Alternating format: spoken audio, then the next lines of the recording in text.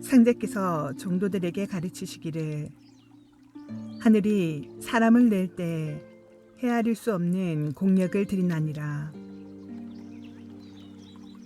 그러므로 모든 사람의 선령신들은 60년 동안 공의 공을 쌓아 쓸만한 자손 하나를 타내되 그렇게 공을 들여도 자손 하나를 얻지 못하는 선령신들도 많으니라. 이같이 공을 들여 어렵게 태어난 것을 생각할 때 꿈같은 한 세상을 어찌 잠시인들 헛되게 보내리오 하셨도다. 상제님께서 말씀하신 꿈같은 한 세상이란 어떤 세상이며 또한 헛되게 보내리오란 무엇을 의미하는 것일까? 꿈같은 한 세상은 우리네 인생사가 하나의 선이 아닌 점이 연속되는 찰나의 짧은 시간으로 볼 수 있다. 곧 수도의 목적인 도통과 후천 5만 년의 운수에 비해 우리네 삶은 탄지지간에 지나지 않는다는 것이다. 헛되게 보내리오라는 말씀은 그 인생사의 매 점마다 허황되고 속절없는 것에 골몰하여 세월을 헛되게 보내서는 안 된다는 의미로 받아들일 수 있다. 곧 수도를 통해 받게 될 후천 5만 년의 운수는 자신이 닦은 바만큼 길어지는 것인데 반해 시일이 경과함에 따라 처음에 지녔던 뜻과 마음 자세가 조금씩 느슨해지고 금년이냐 내년이냐 하며 초조하게 운수를 손꼽아 기다리다 지쳐 해태한 마음이 들어 수도를 게을리하거나 심지어는 누구나 바라는 명예와 영화에 더 골몰하여 도통의 뜻은 온데간데 없고 허송세월만 보낸다는 의미일 것이다.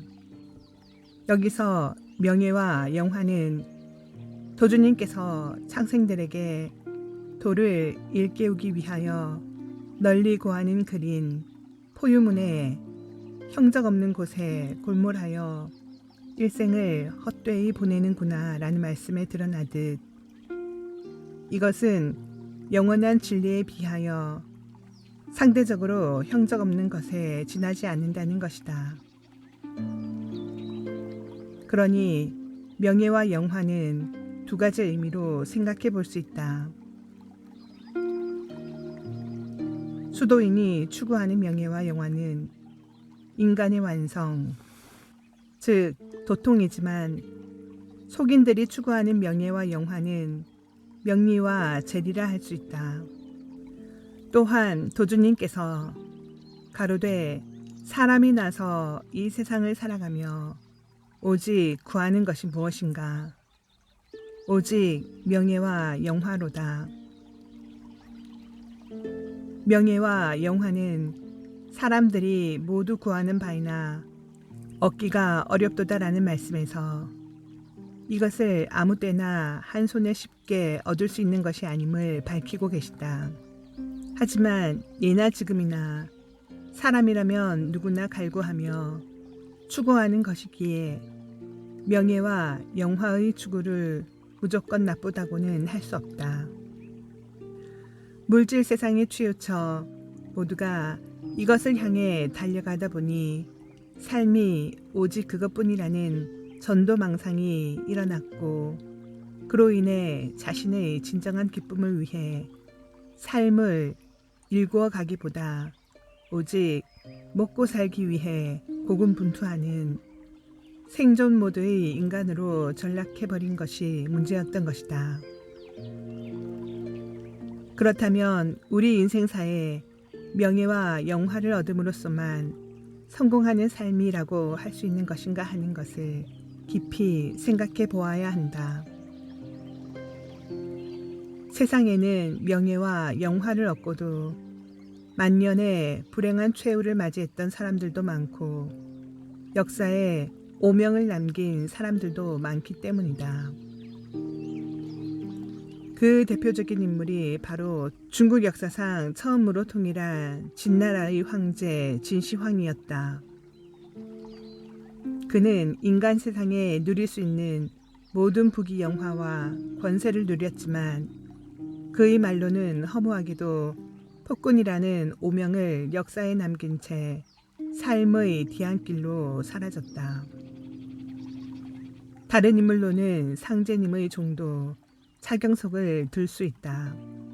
자신을 차천자라 칭하며 동학농민운동 때 모인 수십만 인파를 훨씬 능가한 신도와 그에 따른 재물을 끌어모아 보총교라는 교단을 만든 그였지만 말로는 신뢰를 잃고 배신당하여 불행하고도 허망한 최후를 맞이하게 된다.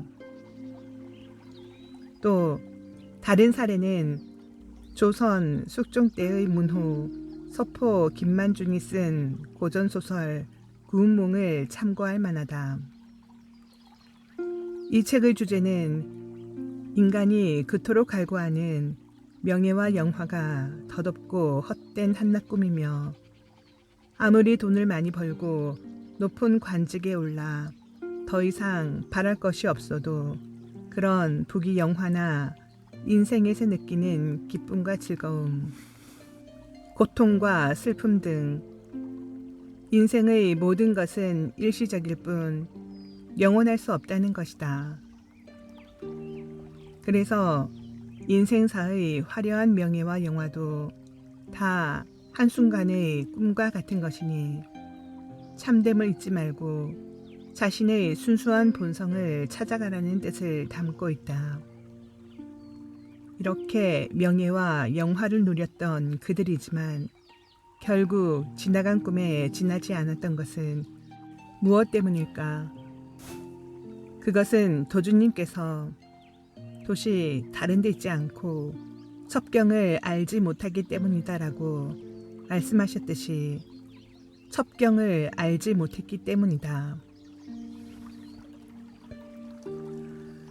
첩경이란 어떤 목적이나 목표에 도달하기 위한 가장 빠른 지름길을 뜻함은 두말할 필요도 없다. 이는 첩경을 알고 실천한다면 성공적인 삶을 이뤄 잘 살 수 있다는 말이기도 하다.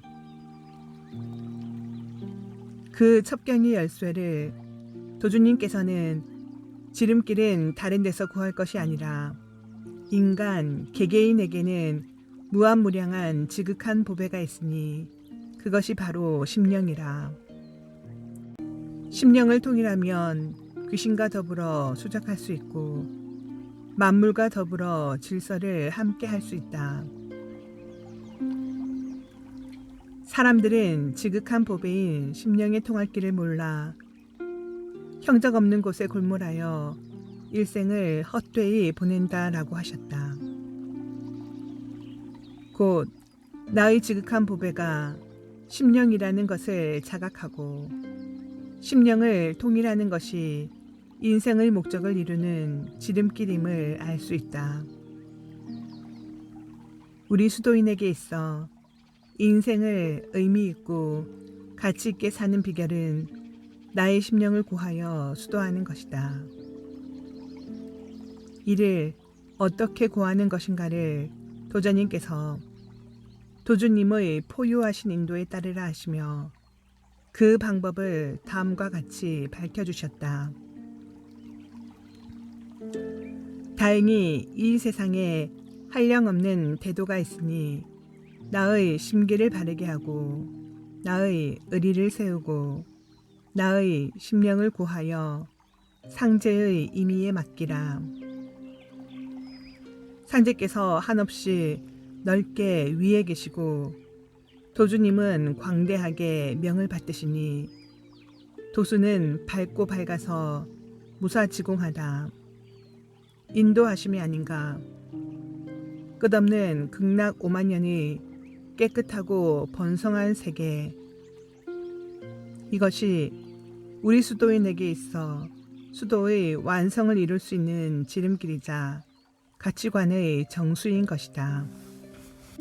또한 시 속에 무척 잘 산다는 말이 있듯이 척이 없어야 잘 사는 것이다. 척이란 남이 나에게 대하여 품는 원한이다. 남을 미워하거나 억울하게 하거나 서운하게 하거나 남의 호의를 거스를 때 척을 짓게 된다. 남에게 척을 지으면 기운이 막히고 기운이 막히면 운이 막혀 하는 일이 잘 되지 않는다. 척이 있으면 풀고 남에게 척을 짓지 않아야 나의 마음이 편안해지고 남과 소통이 잘 이루어져 우리가 목적하는 바의 성공을 이룰 수 있는 것이다. 더욱이 무작위를 근본으로 심령을 통일하는 수도의 목적을 완성하기 위하여 성경신을 다하고 수도하고 있는 수도인의 삶은 천하사를 도모하기 위하여 때를 기다리며 위수에서 빈 낚싯대를 들이웠던 강태공의 웅지에 못지않다. 대운대통을 바라고 정진하고 있는 수도인보다 이 세상에서 더 잘 될 사람이 어디에 있겠는가. 상대님께서는 신성 불 보살들의 청혼과 하소연으로 인세에 대강하시어 전무후무한 진리의 도를 선포하시고 그의 수반된 천지공사를 보시고 화찬하셨다. 도주님께서는 상제님의 유지를 받들어 3개의 유일무이한 진법을 완성하셨으며 도전님께서는 도주님의 유법을 숭신하고 대도를 현창하시기 위하여 대순진류회를 창설하시어 뜻이 있고 연운이 있는 모든 이가 귀의할 곳을 마련하셨다. 형적 없는 곳에 골몰하여 인생을 헛되이 보냈던 우리에게 다행히도 이 세상에 양위상제님과 도전님께서 펼쳐주신 대도가 있으니 극성, 극경, 지신으로 수도에 전념하여야 하겠다.